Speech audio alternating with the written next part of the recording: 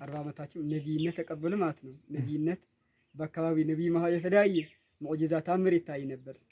ጥቂት ሰዎች የነብይ ሰለላሁ ዐለይሂ ወሰለም መንገድ ተከተሉ ወደ እስልምና። እዛን ጊዜ ማካ ማለት ነው በጣዖታች እንትን ነበረች ማለት ነው።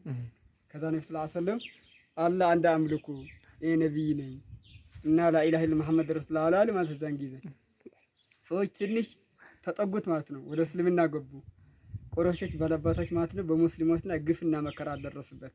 እዛን ጊዜ ነብይ ሰለላሁ ዐለይሂ ወሰለም እዛን ጊዜ በዋሂ ነው ማለት አሁን ቴክኖሎጂ ምናምን አልነበረም። በዛን ጊዜ በአላህ ማለት ነው ሂዱ ፍትሃዊ ንጉስ አለ ሀበሻ ምድር አለ ማለት ነው። ቀይ ባህር ማለት ነው ድሮ የኤርትራ አዶሊስ የሚባል የኢትዮጵያ ወደብ ተሻግረው ወደዚህ መጡ። ሲመጡ ትንሽ ቆይ ማለት ነው ተመልሰው ሄዱ። እንደገና ማለት ነው 83 መጡ ማለት ነው። ከነዚህ ውስጥ የነብይ መሐመድ ሰለላሁ ዐለይሂ ወሰለም ልጅ ርቁያ ያጎታቸው ልጅ ጃፈር ዑስማን ቢን አፋን ትላልቅ ሰሃቦች ማለት ነው መጡ በሁለተኛ ሂጅራ ማለት ነው። እዛን ጊዜ ቁረይሾች እነሱ ለማማለል የተለያየ ሙከራ አደረጉት። ወርቅና የተለያየ አቅማዳ በዛን ጊዜ በንግድ ይታወቅ ነበር። አቅማዳና ወርቅ ይዘው መጡ።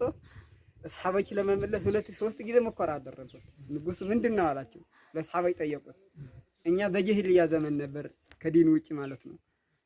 ነብዩ ሰለላሁ ዐለይሂ ወሰለም ግን አንድ አላህ አምልኩ አለን። እሱ የመጨረሻ ነብይ መሆነ አምነት ስንቀበል ወገናችን በእኛ ላይ ግፍ አደረሱብን አሉ ማለት ነው። እስኪ ነብያችን ሰለላሁ ዐለይሂ ወሰለም ያመጣችው መጽሐፍ አለ ወይ አለ ጠየቃቸው።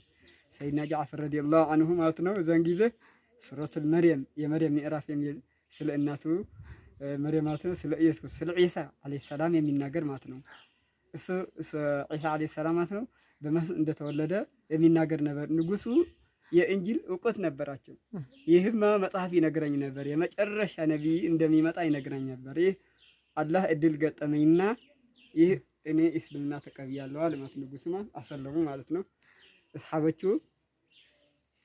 ወርቅና ምናምን ይዘመጥ ተቀናቃች እና አሚር ሚለን አስ ይባላል ማለት ነው። በጣም ታዋቂ ዲፕሎማት ዛን ጊዜ ነበር ማለት ነው። ተራራ የሚያህል ወርቁን ብትሰጠኝ ማለት ነው እነዚህ ለእኔና አገሬ አምልንሞ ሰዎች አሳልፍ አልሰጥም እናንተ ከነሰጠታች ተመለሱ አለ። አፍረው ተመለሱ።